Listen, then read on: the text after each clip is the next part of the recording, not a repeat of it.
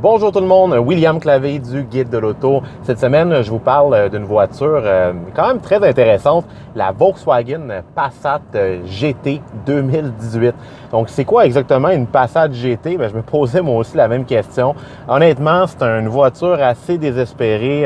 Elle représente là, le résultat très triste, là, inévitable, si on veut, de la berline intermédiaire. On sait que les gens n'achètent plus vraiment de voitures là, de ce type-là. Si c'est pas une Honda Accord ni une Toyota Camry, malheureusement, elle risque de dormir longtemps dans la cour des concessionnaires. Et c'est le cas malheureusement avec la Volkswagen Passat, qui est à prime abord une excellente berline intermédiaire, mais qui malheureusement ne fait rien là, pour attirer l'attention là, des consommateurs. Donc la GT, en fait, là, c'est pour lui injecter, là, on espère chez Volkswagen lui injecter un peu plus de piquant avant qu'elle nous quitte, parce qu'on sait qu'elle est avec nous là, depuis 2011, la Passat actuelle, et elle va sans doute être remplacée l'année prochaine par la nouvelle Arteon, qui remplaçait la Passat CC, mais là, si je ne me trompe pas, là, Volkswagen va seulement offrir une berline là, dans sa gamme de produits. Donc, une GT, bon, on parle de quoi au juste?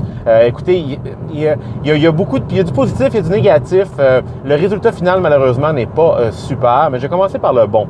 Au niveau du moteur, on a remplacé le 2 litres turbo pour un moteur V6. En fait, un moteur VR6. Je ne sais pas si vous vous souvenez des années 90, le Volkswagen mettait ça dans tous leurs véhicules, des Corrado, des Jetta, des Golf, même des Passat. C'est un moteur, un V6 en fait, mais qui est à angle raccourci, donc beaucoup plus étroit en fait qu'un V6 conventionnel, ce qui lui permet d'être plus compact, donc comme un 4 cylindres, d'avoir seulement une tête de moteur, donc plus facile à entretenir, mais surtout d'offrir une sonorité absolument remarquable. C'est ce qu'on remarque là, avec la Passat GT. On a le fameux ricolement là, du VR6, donc ça c'est vraiment cool. Ça rappelle les bonnes vieilles Volkswagen des années 90.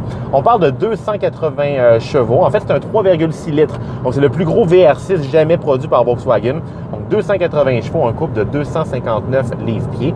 Et la seule boîte de vitesse offerte avec ce moteur-là est l'automatique à 6 rapports DSG, donc avec double embrayage, la même qu'on retrouve dans la Volkswagen Golf GTI, qui est à mon avis une des meilleures boîtes automatiques là, de l'industrie présentement. Donc le résultat final, en fait, ça nous permet d'avoir une Passat qui a des accélérations intéressantes. On a vu sur l'accélérateur le bon vieux son du moteur V6 qui embarque. Et là-dessus, la Passat GT ne déçoit pas, elle est performante. On en a également profité là, pour changer les amortisseurs. On a une suspension qui est rabaissée et raffermie. On a également des jantes de 19 pouces et des freins surdimensionnés. Évidemment, seul le rouage à traction est disponible. La Passat ne s'offre pas avec un rouage intégral.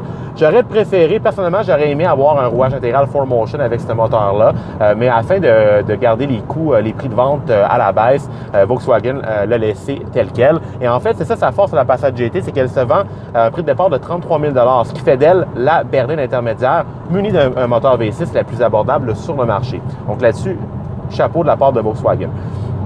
À l'extérieur, en fait, là, elle est très, très, très subtile. La Passat l'est déjà. Donc, c'est pas une voiture là, qui fait grand-chose pour attirer les regards là, à prime abord. On a changé l'avant du véhicule, une calandre un peu plus agressive, qui fait penser à une Golf GTI, une finition rouge, un pare-choc plus agressif, des phares à LED plus jolis. On a les jantes, on a le logo GT un peu partout. À l'arrière, malheureusement, il n'y a pas grand-chose là, pour le différencier d'une Passat conventionnelle. Il n'y a même pas écrit Passat sur la voiture, il est seulement écrit GT. Donc, on ne sait pas vraiment qu'on a affaire là, à une berline plus performante que la version régulière. Donc, somme toute, rapide, mais pas nécessairement sportive. À la base, la Passat n'est pas une berline qui est très, très, très maniable, elle est un peu mollasse. En fait, toutes les Volkswagen qu'on a, qui sont assemblées dans l'usine de Tennessee, les Volkswagen américanisées, si on veut, sont plus grosses, sont pas tout à fait allemandes. La Passat, l'Atlas, le Tiguan, la nouvelle Jetta, ce sont des berlines qui sont un peu plus mollasses, un peu molles. On a vraiment perdu un peu, là, surtout avec la Passat, on n'a plus le côté sportif, le côté animé, un peu jeune, si on veut, là, des Passat des années 90, début 2000. On a vraiment affaire à une grosse berline intermédiaire, un peu mollasse. Donc, le résultat final, c'est un peu comme si une Toyota Camry avait couché avec une Golf GTI. Donc, là-dessus, attendez-vous pas à avoir une berline sportive, mais plutôt une Passat V6 à un prix intéressant. Donc, pour le reste, bien, écoutez, la boîte automatique, pour revenir là-dessus, ce qui est le fun avec la Passat GT, c'est qu'il n'y a pas de mode de conduite, il n'y a pas de bébelle, il n'y a rien. En fait, elle vient relativement tout nue. On n'a pas de régulateur de vitesse adaptatif. On a juste un détecteur d'angle mort. On n'a pas toutes les nouvelles technologies semi-autonomes. On n'a pas de mode sport. Tout ce qu'on a à faire, c'est qu'on met la boîte automatique sur la position S ici. La boîte devient plus sportive. On peut la mettre en mode manuel. On a des palettes au volant qui nous permettent de rétrograder et de faire chanter le moteur VR6 qui, honnêtement, a un son absolument agréable. Mais dès qu'on commence à jouer un peu avec le châssis, on remarque que c'est une voiture qui est molle. C'est pas une voiture qui est très, très, très sportive. Donc là-dessus, c'est un peu raté de la part de Volkswagen. Donc voilà, en fait, Volkswagen Passat GT 2018. Si vous êtes toujours un fervent de berline intermédiaire, sachez qu'il y a encore de l'espoir. Il est toujours possible d'aller chercher une bonne vieille berline avec un moteur V6. Pour les fans de Volkswagen, les gens qui reprochent à Volkswagen d'avoir perdu son âme, bien ici, on a justement là, un flashback, si on veut, un hommage là, aux grandes Volkswagen des années 90 avec le moteur VR6. Malheureusement, on est loin d'une berline sportive. On peut aller chercher une Honda Accord, là, même de base avec un 1.5 turbo qui va être plus amusante à conduire.